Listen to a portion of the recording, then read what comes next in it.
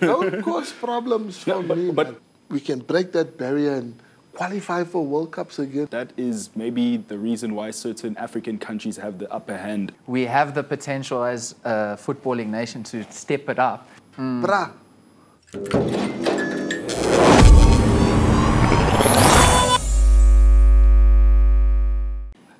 A lot of players, I believe there's one particular player that now plays in Belgium.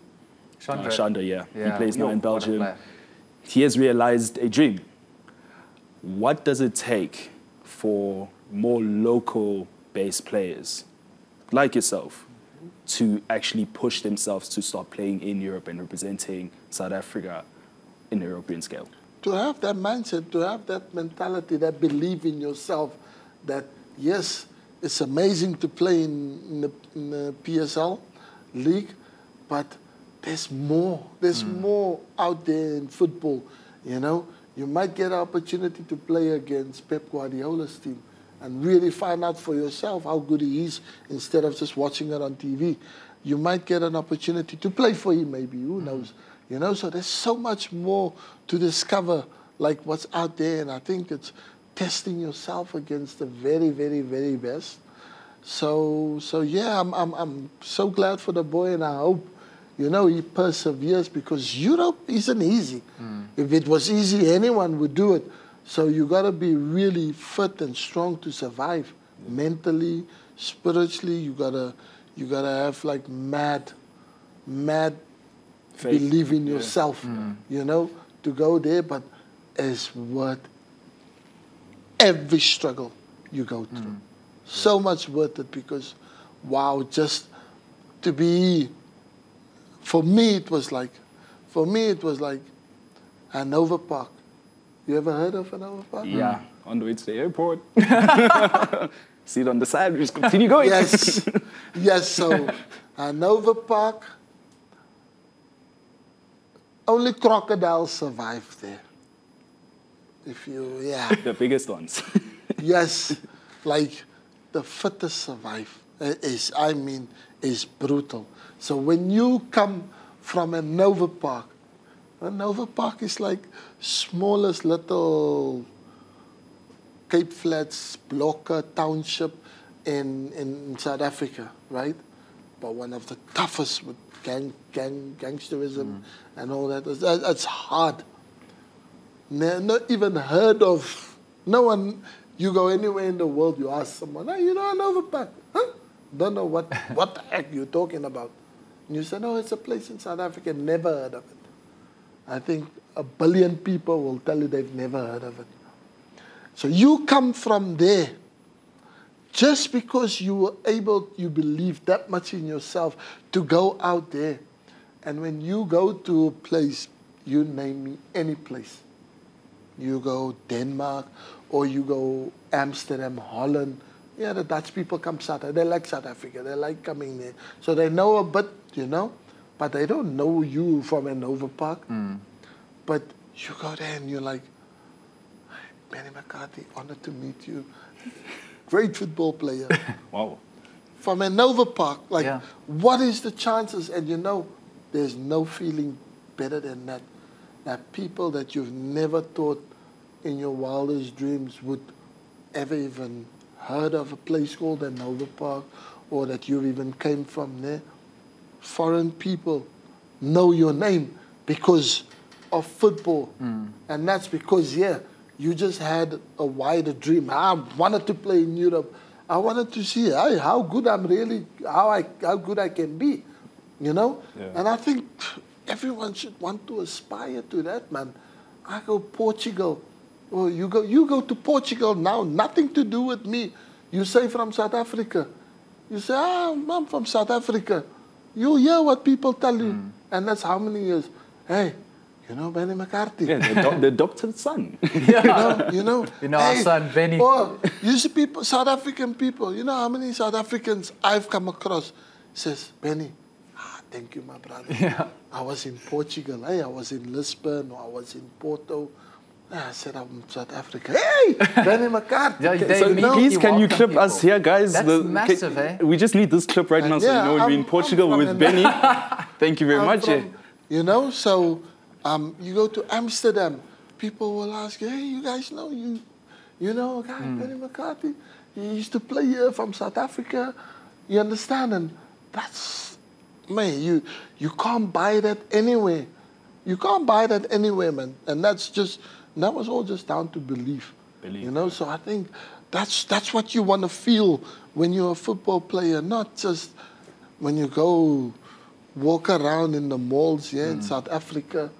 Go walk around there, see difference, you know? So that's what I want for our country, and our football will also elevate, because when Bafana was there and thereabout, you look at all the players where they were playing back in the days. Yes. Sean Bartlett, Mark Fish, Lucas, the late Chippa Masinga, the late Shoes, Quentin, Sibusiso Zuma, Bele. Everyone. It was, people would think, Nomvete, household name. Bele, I want to go Europe, Baba. I want to test myself. Even Stephen Pienaar in Merseyside. It's Stephen, you know, like, I can name you names countlessly. They were all playing in Europe. All these players. And who benefits? Bafana. Yeah. You come back now, you've got players who's got experience playing in La Liga, players playing in Serie A. And under coaches like Mourinho. Yeah, so you got players playing in all different leagues. Yeah. So the level of intensity, the level of football goes up to what you're used to when you're just playing in the PSL. Yeah. You know? Not that there's anything wrong with it, but it's just a different level, mindset. The work ethic changes. Yeah. So when you come back, now I want my teammates from Chiefs, from Pirates, from Sundowns, from wherever, to also then their trainings must now come to my level. So I'm coming. You're expecting more of them. Bringing this, and everyone brings a different intensity to training. And the local players, they learn when they're training with you. He says, but Benni, I know Benni when he was just here. Now look at him. This guy is, and he's demanding. Yeah. And he's just now all of a sudden adapted to become a leader, talking. And, hey, come on, if you make a mistake, hey, no, don't worry, get it. It's training, but I want to win. Yes. Then come game day, everything. So now it's a knock-on effect on everyone. And then you see, the national team is improving, because every training becomes competitive. Games, we don't want to lose. Yeah. You know? And you believe that you can actually win. I think it goes back to belief. We were third. If listen, I don't know my stats. Maybe I'm pushing things, but we were third best footballing country in Africa. Yeah. We were one stage. I remember when I started Bafana, we say, hey, we're number 14 in the world, brah. Now, hey, I must scroll. Hey, man, hey, we passed number 50. Where are we? Scroll, and then it goes, and then scroll, and then you say 100. You say, okay, I don't think I can find it. But that's embarrassing. Yeah. It's embarrassing, and it's sad. Yeah. So do you think that is maybe the reason why certain African countries have the upper hand on our national team because of the amount of players that they have overseas? Definitely they adopt. Yes, their native African country. That's how they do it in my country. But now I'm adopting a different mindset, a different mentality.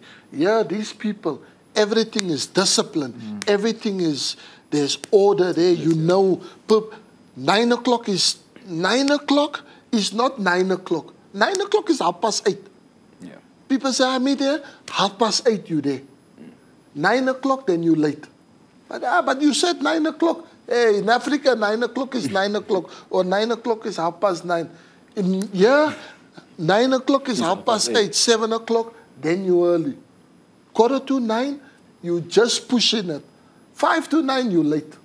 And I think also the fact, playing in Europe, you feel like you could lose your position, your place in the team quickly if you don't follow those kind of those like standards. So it's like, do you think players here are less... consistency is key. You're fearful of your job. Yes. I don't want to be sent back to South Africa. I don't want to be kicked out the team and then say, hey, you're not good enough. And then, hey, now I must go home with my head between my legs. You understand? Yeah. So you push. And I think, it's accepted. It's accepted. You accepted to have off days. And the thing here that bugs me the most, horrible tendency that we have in South Africa. Hey, sorry. I'm sorry, Baba. I'm sorry. I get that you're sorry. Stop saying sorry. Don't do it again. You understand? You can't say sorry for everything. Through your actions, basically. And that's the first thing you learn in Europe. You make a mistake, granted. Everyone makes mistakes. No one's perfect. You've made that mistake, now learn from it, don't do it again. So there's no sorry, second time, don't work. Third time, don't work. Yes, I know, we know you're sorry, but there's a capital punishment. You get fined, whatever. You get suspended, you get that, so that you know there's no sorry for next time. So, hey, I got away with it once, now it's over. And that's what we need to adapt here when I talk about, when people want to be serious, when you want to achieve things, there has to be kind of law and order, you know? And so that's why for me, I think when players have that desire to go out there, that's when it gets, you get to learn about that there, because when you're here, it's a circle. You do it today, but he did it. Now it's my turn. Gives him leeway, Now it's my turn, so I'm allowed to do it because you done it. But now I say, but he done it, so now I want to do it. It's just a ripple effect, basically. So everyone always has, so you excused him once, but now I'm getting punishment. Yeah, because he did it once, and that was a warning for everyone.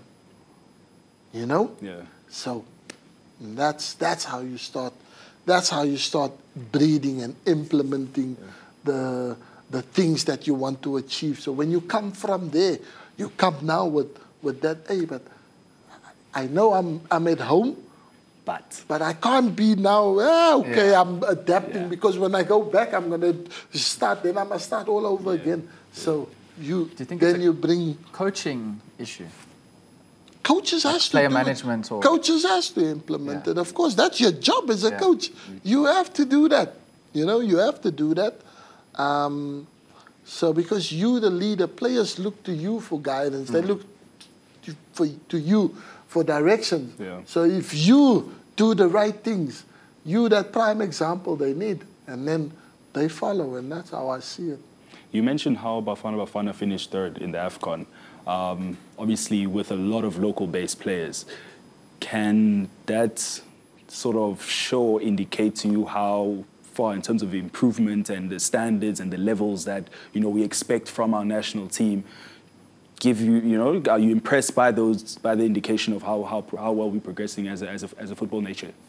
From where we've been and what we've achieved over that time, yes, I'm impressed with what they've done.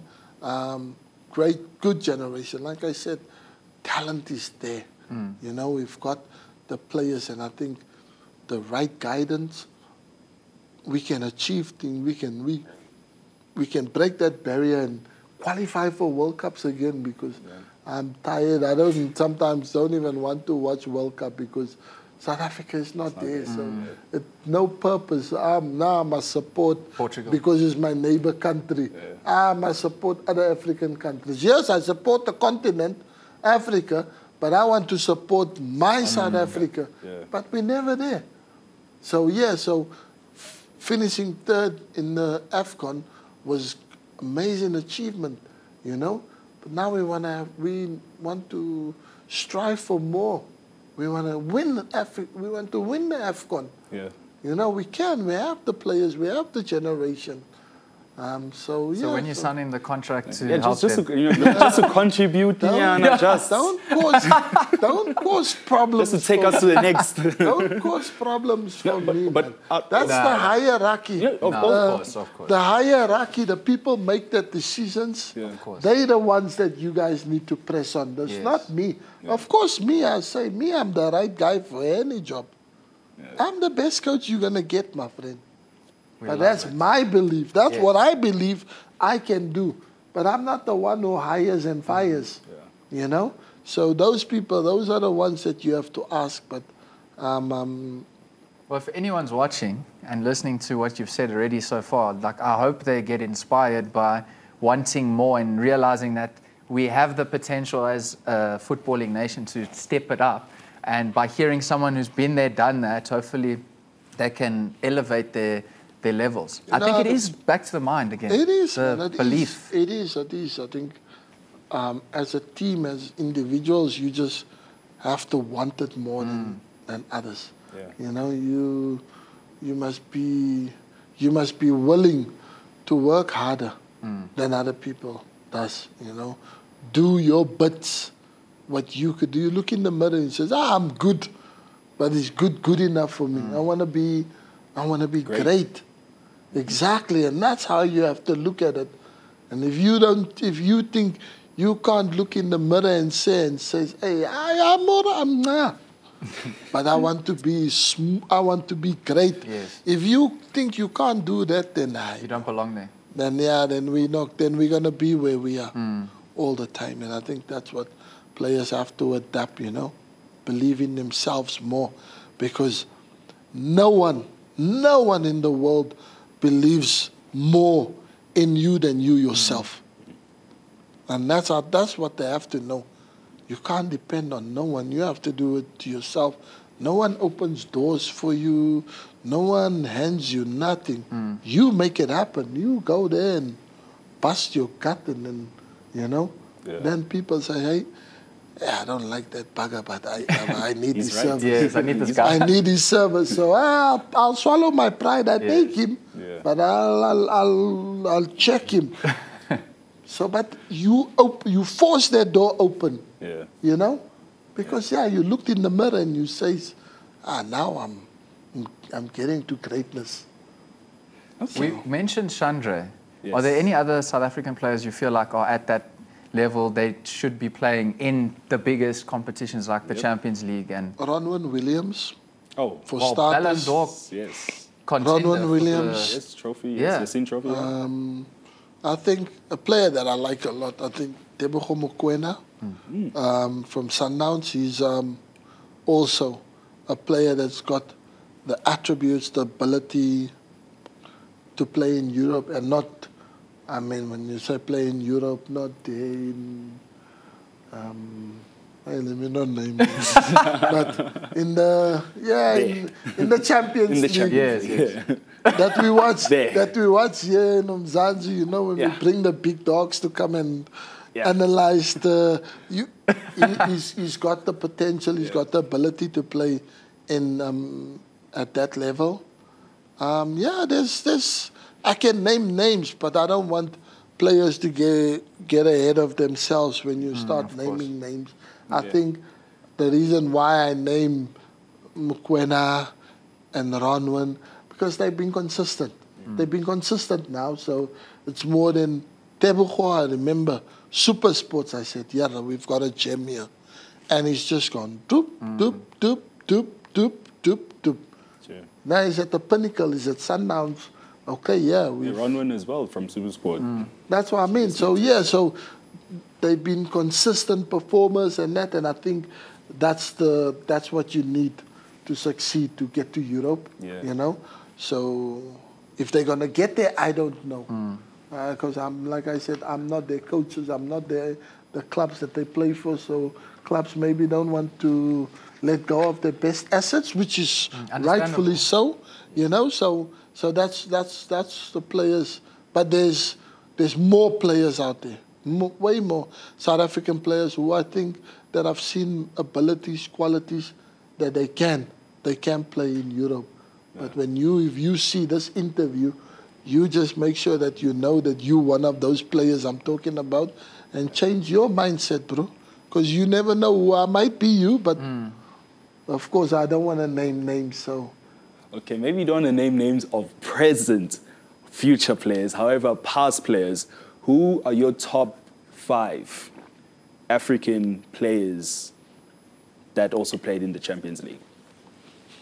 My top 5, South African or African, because isn't it South Africa? It's a bit shaky. So let's just do Africa. You could include yourself. Of course I'm there. Number 1, what do you mean? Of course I'm there. I thought maybe you'd be humble about it, like, no, let me just give space to others. Humble for what? People that know me, they know I'm very humble. But I told you, I look in the mirror. Yeah. I'm not good. I'm surpassed good. You're great. So of course I'm there. You have to be there. I say number 2, Didier Drogba. Number 3, Nwankwo Kanu. Oh, okay. Yeah, solid. Number 4, Mo Salah. Yeah, fair enough. Yeah, of course. Can I make it interesting for you? Samuel Eto'o or Sadio Mane?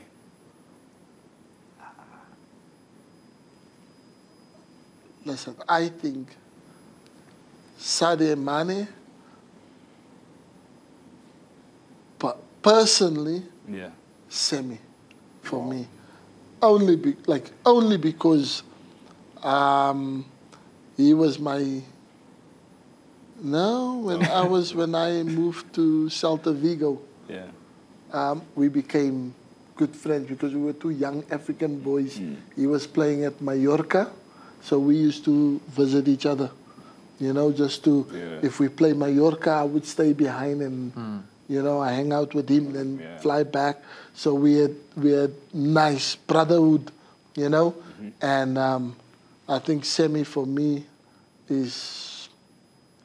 People will say, Semi for me, the best African striker. Drogba, nothing on Samuel Eto'o. And what was it about him, from your perspective, that made him the best forward, or striker rather, African striker ever? Semi's mindset was, his mindset was crazy. This guy, this man was next level. He was like, he would be behind it. I hate him. His mindset was like that. Sammy believed that he was better than R9, Brazilian Ronaldo. Now you say that mindset, and me at my best days, I polish his boots for him, no problem. This guy thought he was better, then that's his mindset worked. Did you have any personal rivalries? Like, for example, players from other teams that maybe are at the same kind of place in their career as you, where you're like, I need to do better than this guy. I have to, or he's scoring lots of goals. I need to score some more goals, Those kind of rivalries. Did you ever have that?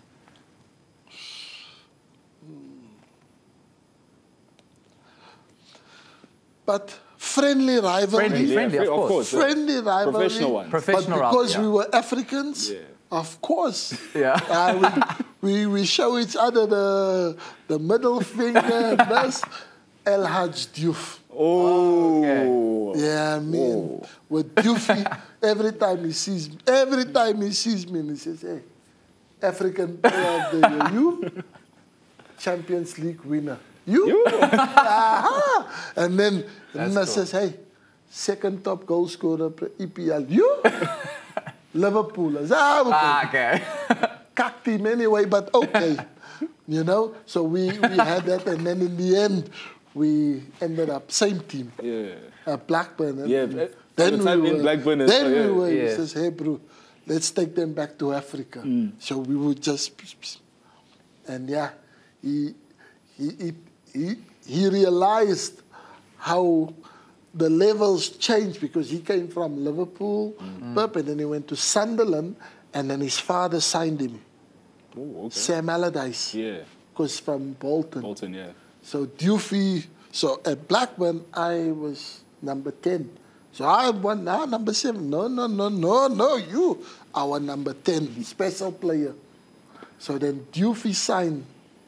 He signed for Blackburn, and he demanded he wanted number 10. Whoa. They told him, he says, hey, if Benny say you can have it, you can have it. If not, find another one. be happy with what there is, because that is our mini king here. Then he was like, I went to cry there by Sam. So Sam asked me, Benny, you know the number 10 role? I said, hey, you worry about coaching the team, getting us out of relegation, then worry about number 10. Number 10 is going nowhere. If I'm gone, you can give it to whoever. But while I'm here, no. That's fair. So then he realized, he says, you got one up on the African brother. No, so that's cool. With Dufy, we had that little... That rivalry. But all like friendly. It's just some spice up, just spice nyana, something. Just little Senegalese poke there, like he poked the bear and he poked wrong there. Who was your best friend in football? I know it's also tough, multiple teammates and you know. Jason Roberts that I had at Blackburn. And you're still in contact? Yeah, that's my brother. Amazing. Amazing. So no one from Porto, no bestie from Porto? Costinha? Oh. Costinha. Yeah, Costinha, but my little brother left to Brazil, man. Carlos Albertos. Okay. He was like, I mean... Your brother, yeah? Yeah. If That's he's cool. in trouble, bro, please come and help me. Please come fetch me. So, yeah, he was like, Feijão, Deco, we were tight, but I mean, when we talk about, family, Costinha, Carlos Albertos, Zebo Zingwa as well, that used to play at Chelsea. I was tight, you like the very Portuguese, tight. Brazilians, you know? If we sit here, we can talk all day because you can see, the legend has so much knowledge, so much story, so much history, so much everything. But it's been a pleasure. Thank you very much. Thank you very much. Thank you. You're welcome, boys.